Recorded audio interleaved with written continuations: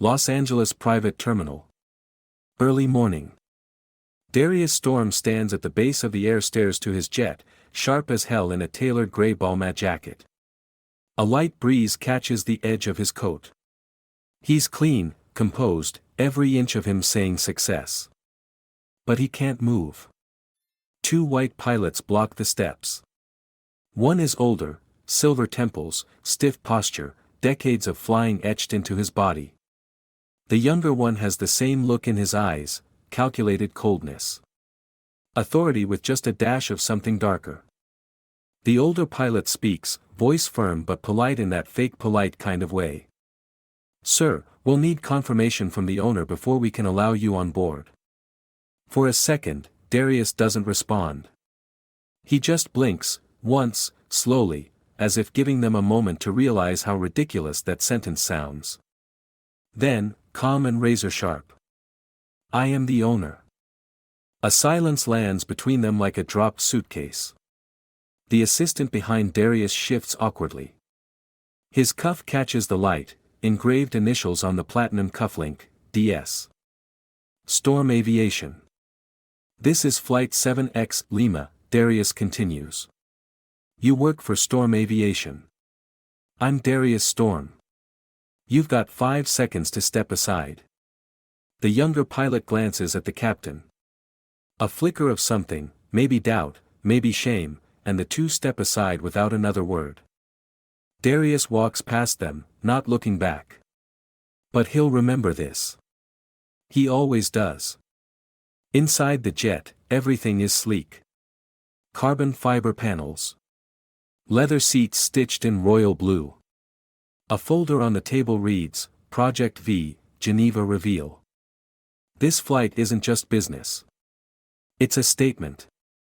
Today, Darius is announcing the future of flight, the world's first fully electric, long-range aircraft.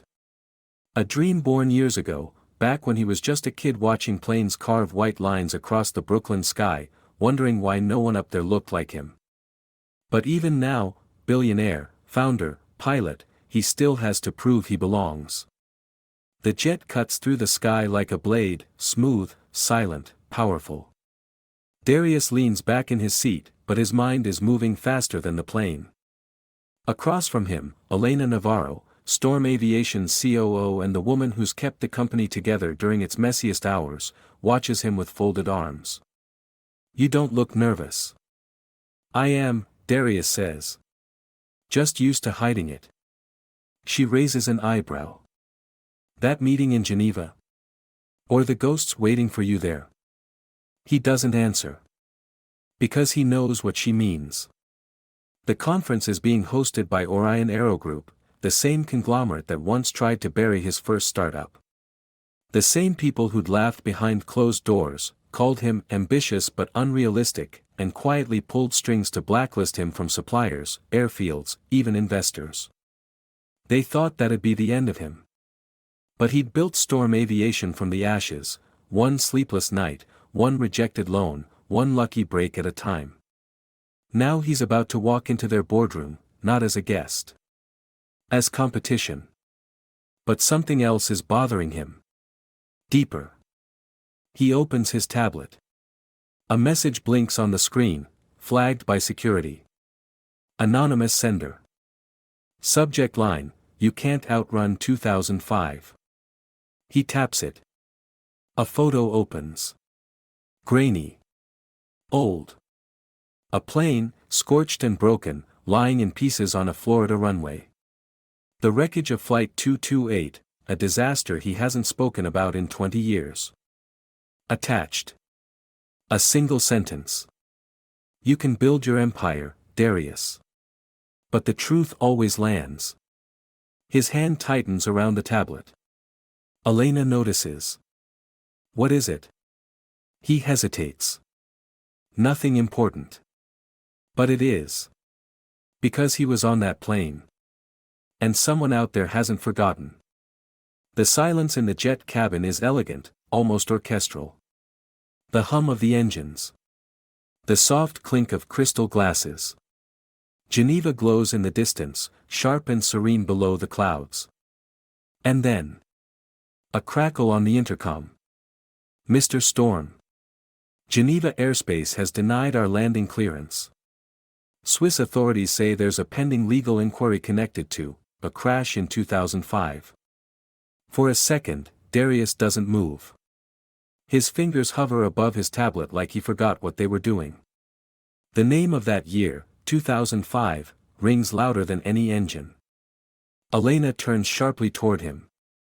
Did I just hear that right? He doesn't answer. Instead, he stares at the clouds outside, as if hoping this is all just turbulence, the kind that passes in a minute.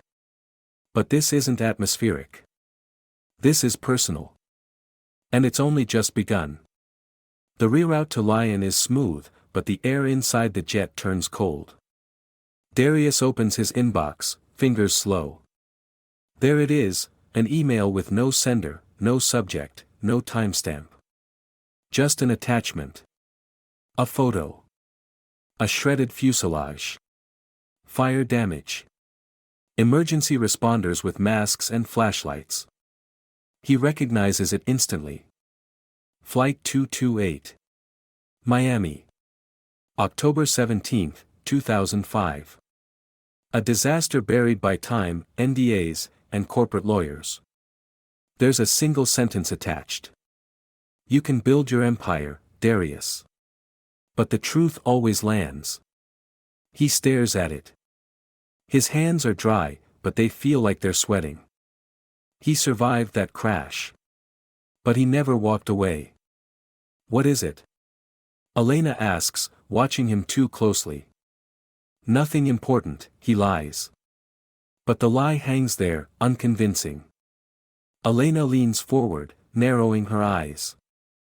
You flinched at the name of that flight. You said nothing happened. You told me you had no skeletons. He looks at her. Cold. Controlled.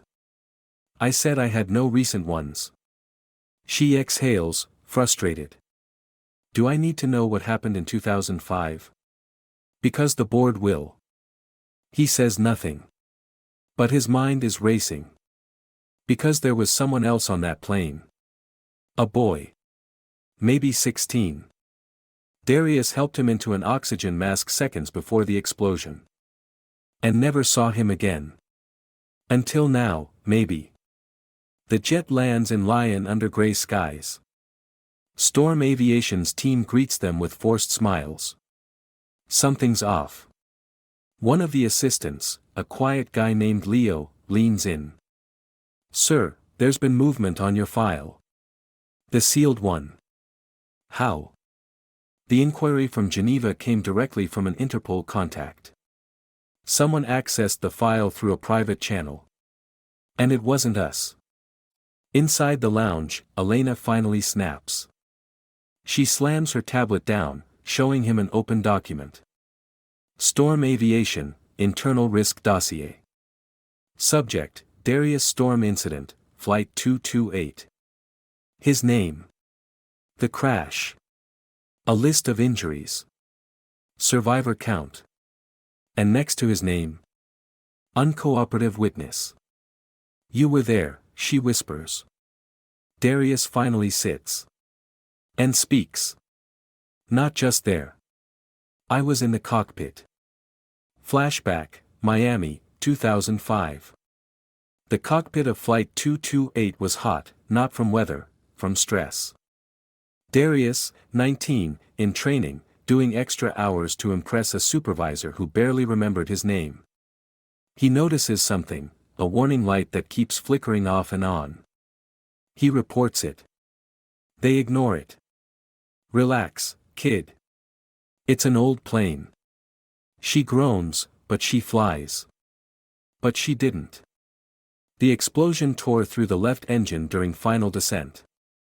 Darius remembers screaming metal, the stink of jet fuel, and a boy's terrified face as he pushed him into the aisle. And now, someone is dragging all that back into the light. Back in the present, Elena whispers. If this comes out without your version, you're finished. But Darius isn't looking at her. He's looking at his reflection in the window, and at the small, flickering light on the wing. A bird passes. The wing dips slightly. It's not turbulence. It's a warning. The jet hovers in a slow circle above Geneva. Swiss air control won't clear us to land, the pilot repeats. They've flagged a legal inquiry connected to a crash in 2005. Darius freezes. He hasn't spoken about Flight 228 in years. Not since the explosion, not since the rumors, the lawsuits, the NDAs. Only 3 people knew he'd even been on that plane. One is dead. One is missing. And the third? He looks at Elena. She's staring at him now, eyes narrowed. What did you do, Darius? But before he can answer, the pilot breaks in again. Geneva's denied our landing. We're being rerouted to Lyon. It's not just a detour. It's a message. Someone is pulling strings to stop him. Again. The sky over Geneva is glass still, the clouds smooth like spilled milk. The descent begins gently, until it doesn't. A click. Then static. Mr. Storm, we've been denied clearance to land. Swiss authorities just flagged your aircraft. Legal inquiry in progress. Coordinates rerouted to Lyon. Darius sits very still. Across from him, Elena stares, lips parting slowly. That makes no sense. What kind of inquiry? The co-pilot's voice returns, clipped and cold. They're citing Flight 228. A sealed report. Miami, 2005. Darius's heart drops, not fast, not loud, just heavy, like a body into deep water. He doesn't speak. He doesn't breathe. Because no one was supposed to remember that flight. Not after all the silence. The lawyers. The paperwork. The threats. And yet, here it is. Following him at 36,000 feet. As the plane redirects, the cabin is no longer sleek and serene. It's a pressure cooker. Darius leans his head back against the seat, but even the leather feels hostile. Elena breaks the silence. They said Flight 228. What the hell is that? He doesn't look at her. A mistake. One I tried to leave buried. So don't bury it with us. Her voice isn't angry. It's afraid. And for good reason. Storm Aviation has dozens of investors at stake. The Project V reveal is scheduled in less than 24 hours. The entire company's reputation is in the air, literally. And now it's being grounded by a 20-year-old ghost. In the jet's private cabin, Darius locks the door. He pulls up the mysterious message again. The photo. The words. You can build your empire, Darius. But the truth always lands.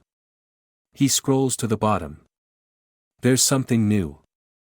A second photo. Not of the crash. Of a boy. Late teens. Wounded. Eyes wide. Covered in blood and ash, standing at the edge of the wreckage, looking right at the camera. And next to it. You left him behind. He didn't forget. Darius stares at the boy's face. Suddenly, the memory rushes back. The stairwell. The heat. The screaming. He'd been trying to help passengers escape. He'd pushed that boy out the hatch just before the flames swept through the cabin. He'd thought the boy had run. Now he's not so sure. Lyon's airport is smaller, quieter, colder. But Darius isn't thinking about that. As they land, his phone buzzes with a string of headlines. Storm Aviation rerouted mid-flight. Is Darius Storm hiding a past crash? Interpol linked to Project V inquiry. Elena sits next to him in the black SUV, jaw tight, eyes unmoving. You know how these things go. Public panic. Regulatory freeze. If this sticks, we're grounded for good. Darius stays silent. Until. Ping. A new message. Same unknown sender. Video file. He taps it. A grainy recording.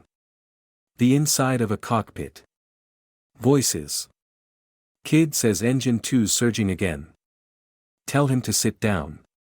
He's just a trainee. We can skip the check. It's a short flight. And then. Explosion. Screams. Silence. Darius watches, hollow. That was the moment he tried to speak up. That was the moment no one listened. The car pulls up to a secluded hangar. Storm Aviation's crisis team is waiting, already panicking. A man named Victor, legal counsel, approaches. Darius, we just received a subpoena. Swiss regulators want your flight history, personnel logs, and any mention of Flight 228 in internal files. Elena rounds on him. You knew this could happen and you didn't warn us. But before he can answer, a Storm Aviation security agent, Leo, walks up, holding an envelope. Sir. Someone left this at the Lion Gate with your name on it. Darius opens it. Inside. 2 photographs. One of Flight 228, taken post-crash. One of the Project V prototype, mid-construction. Scrawled between them, in blood-red marker. History repeats itself. Ready to crash again. Lion is colder than he remembers. Storm Aviation security team meets them at the private terminal, but even they seem off. Nervous. Someone's leaked his arrival. Reporters are outside. Inside the lounge, Elena pulls out her tablet. There's something you need to see. She shows him the inquiry file. It's not just Flight 228. It's about sabotage. About tampered flight controls. And a black pilot trainee, Darius Storm, who had warned about a faulty system, and was ignored. The original report had been sealed. Silenced. But now it's resurfacing. Someone is trying to pin the crash, the deaths, on him. He exhales. Slow. Controlled. They want to bury me with my past. Elena steps closer. Unless you finally speak the truth. The Lion hangar hums with tension. No one's raising their voice, but every step, every clipboard, every glance feels urgent. Storm Aviation's PR lead, Vanessa, meets Darius as he steps out of the car. Her smile is stiff, practiced. We've secured a private meeting room. No press, no leaks. But we can't guarantee silence for long. We're already out in the open, Darius replies. He looks up, past the sleek business jets, past the polished windows of the terminal, and for a split second, he sees the burning wreckage of Flight 228 in his mind, superimposed over everything. The past isn't following him anymore. It's standing in front of him. In a secured briefing room, Elena slaps a dossier onto the table. This was hidden inside our system. I had to use a ghost passcode from the legal vault to find it. Darius sits. Opens it. Inside, a printed file. Classified, Storm Aviation Internal Archive, Flight 228 Advisory Material. But that's not the shock. Inside the file is an original memo from the 2005 crash inquiry. Recommendation, disciplinary termination of Darius Storm. Subject advised premature maintenance report without full technical certification. Considered risk to crew. They were going to blame me. Elena doesn't say anything. Because the worst part. The file was uploaded from within Storm Aviation, only a month ago. This isn't just old baggage, Darius says quietly. This is an attack. Someone's building a case to take me down. And they're inside. Leo, the quiet security agent, enters with a flash drive. We scanned the metadata on that email, he says. It was sent through a proxy server. But the bounce originated from a Storm-owned IP. Paris branch. Elena straightens. That's where the Project V encryption server is hosted. Suddenly it's clear. Whoever's digging into the past is also trying to sabotage the future. Darius stands. His voice is low. Focused. We're flying to Paris. Tonight. Cut to Orion Aero Group headquarters, Berlin. A man in a charcoal suit, Victor Brecht, Orion's internal legal strategist, stares at a redacted file on a glass screen. He sips espresso. The Lion detour worked. Geneva spooked. Darius is now reactive, not in control. A woman beside him, blonde, ageless, all venom, nods. And if Project V goes down, no one else will try this again. Electric jets will remain a fantasy.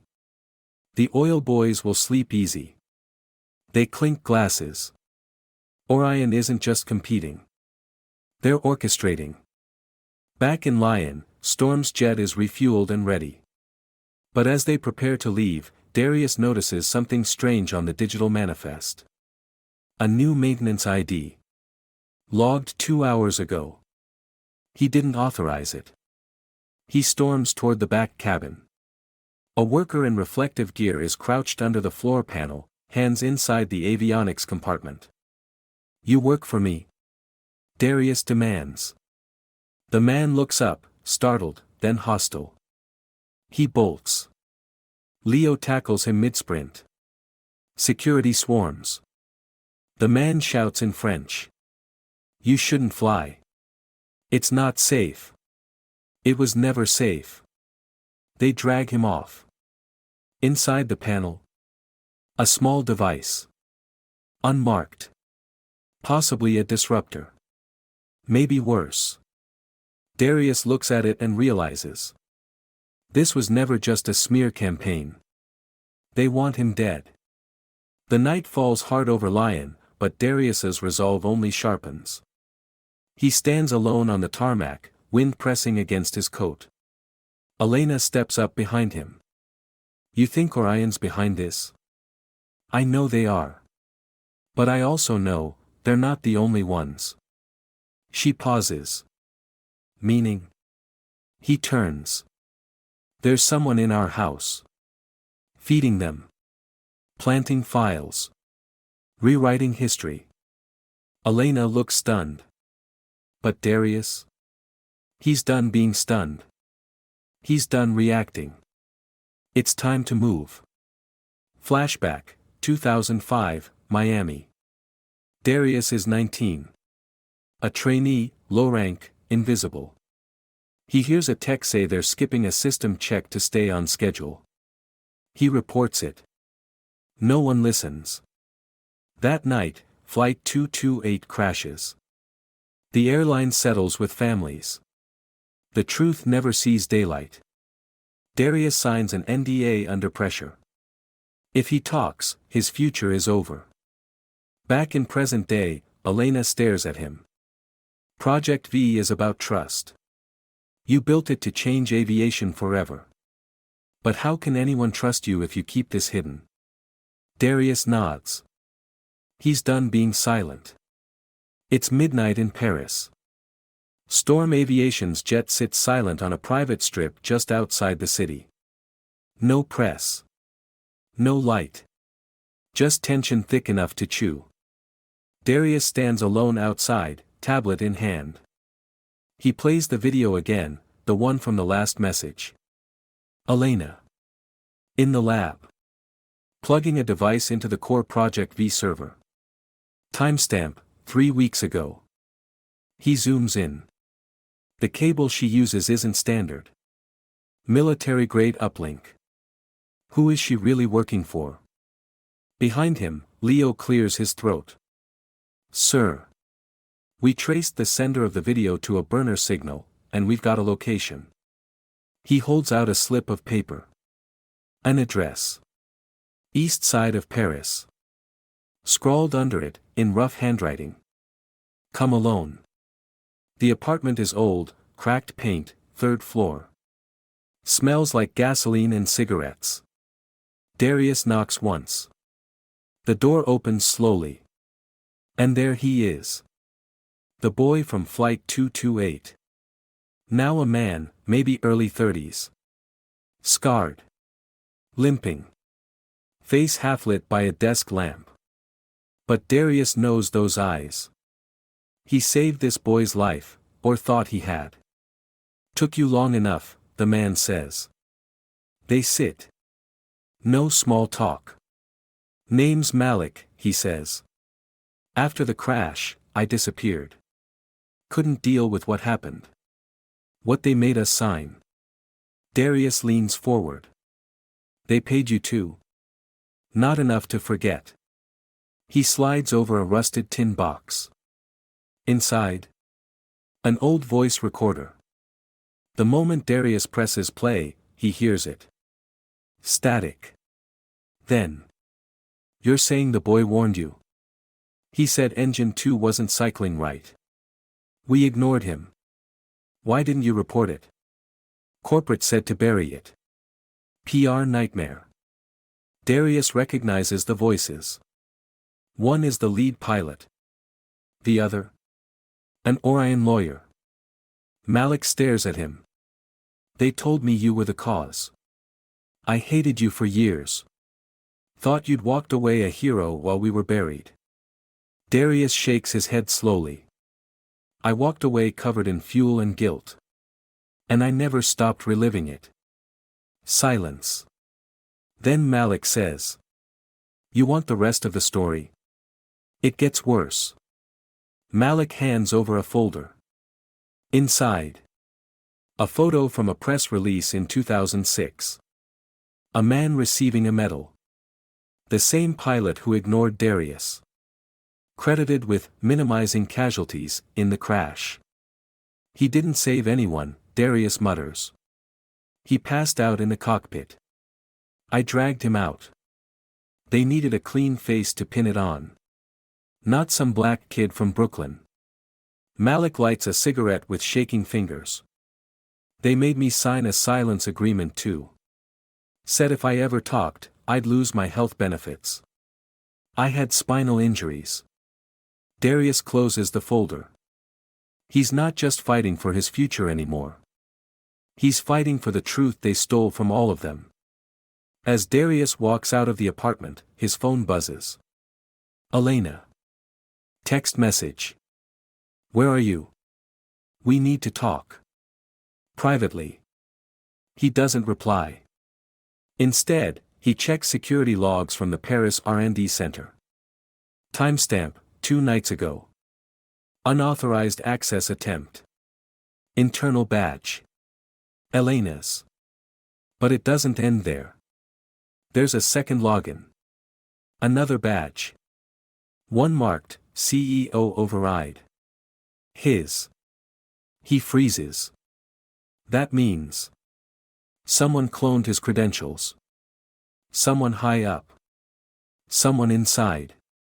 Darius returns to the jet just as the sun starts to rise. Leo approaches, holding a brown envelope. Sir. This was delivered while you were gone. Inside. A photo. Grainy. A man in shadows. Talking to someone. Zoom in. It's Elena. Sitting across from Victor Brecht, Orion's legal strategist. She sold them Project V long before it was ready. They were always a step ahead, Malik's voice echoes in his head. Darius finally understands. It was never about stopping Project V. It was about stealing it. Crashing his name. Then flying the future under someone else's flag. The press explodes. Social media. Headlines. Investors panic. Orion Aero Group makes a statement. Mr. Storm's mental health must be considered in light of these delusions. But Darius isn't backing down. He releases the sealed flight logs. The original maintenance report. Testimony from a mechanic who finally came forward. The world listens. But not everyone's happy. Later that night, his hotel room is ransacked. His laptop stolen. And someone leaves a message on his mirror, scrawled in red lipstick. You talk, you die. The Storm Aviation Crisis Room is dark except for one screen, a live stream from Global Flight Summit TV. On it, a special breaking news segment. Allegations have emerged linking billionaire aviation mogul Darius Storm to the 2005 Flight 228 crash. Darius watches in silence. The footage rolls. The burning fuselage. His face beside it, photoshopped. A quote from a former Orion employee, implying he was unstable from the start. Then the coup de grace. Sources close to Storm suggest declining mental health, erratic behavior, and potential fraud within Project V. Elena sits nearby. Pale. Silent. Darius doesn't look at her.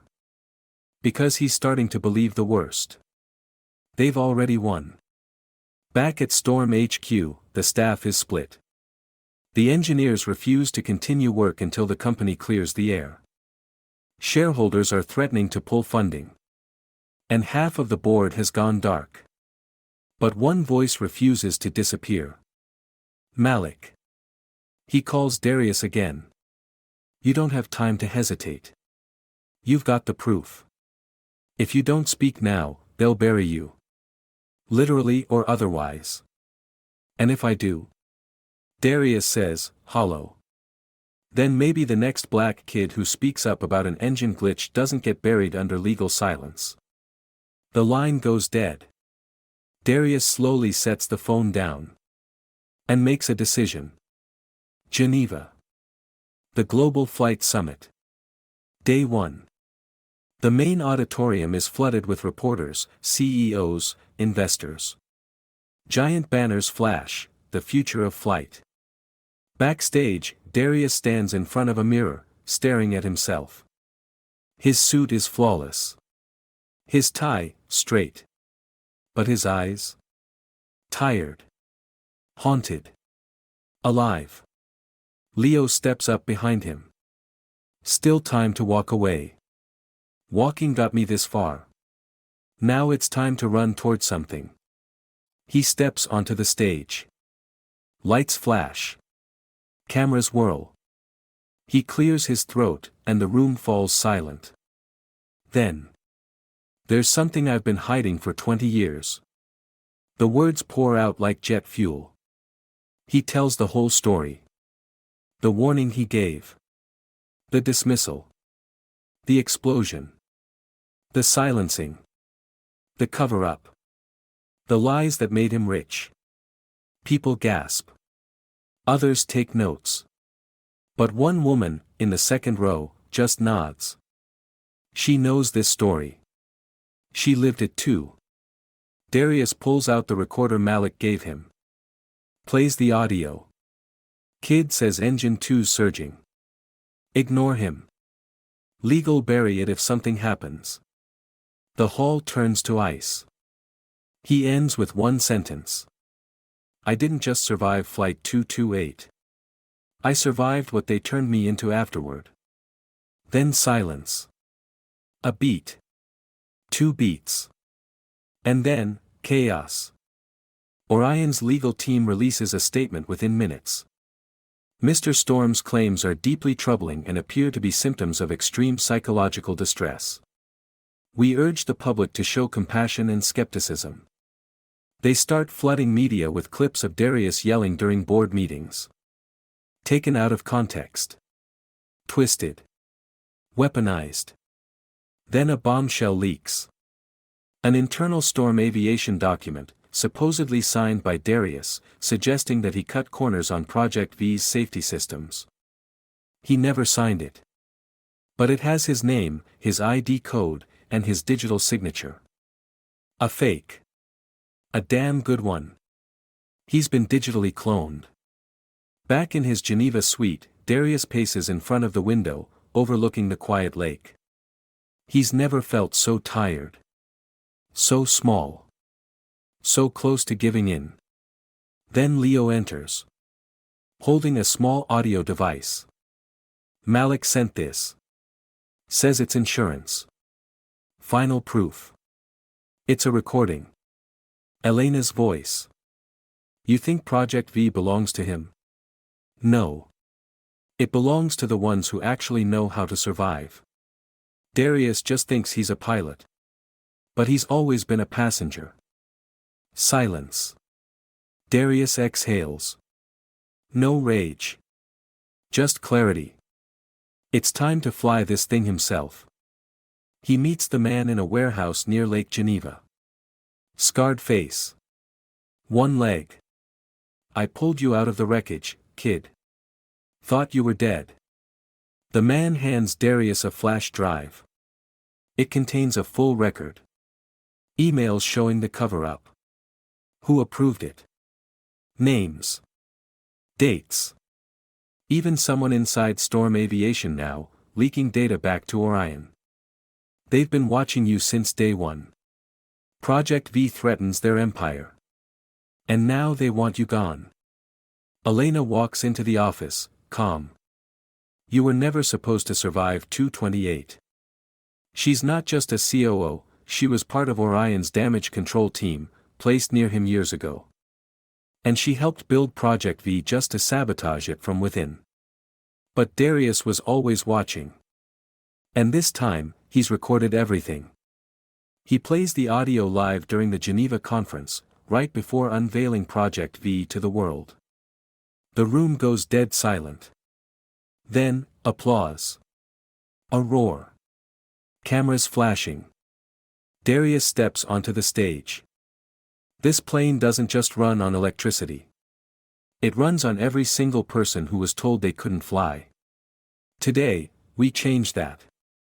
1 year later. Storm Aviation dominates headlines. Project V is a success. Orion. Under investigation. Elena. Arrested. The man from the warehouse. Testifies publicly. Cleared. Darius stands at the edge of a private runway, watching hundreds of students, mostly black and brown, board training jets under the Storm Flight Academy logo. A kid walks past and stares at him wide-eyed. You're the guy from the news, right? The one who almost died. Darius smiles. No. I'm the guy who learned how to fly. He watches the plane take off, cutting across the clouds like a promise. Because sometimes, the only way to change the sky, is to build your own runway.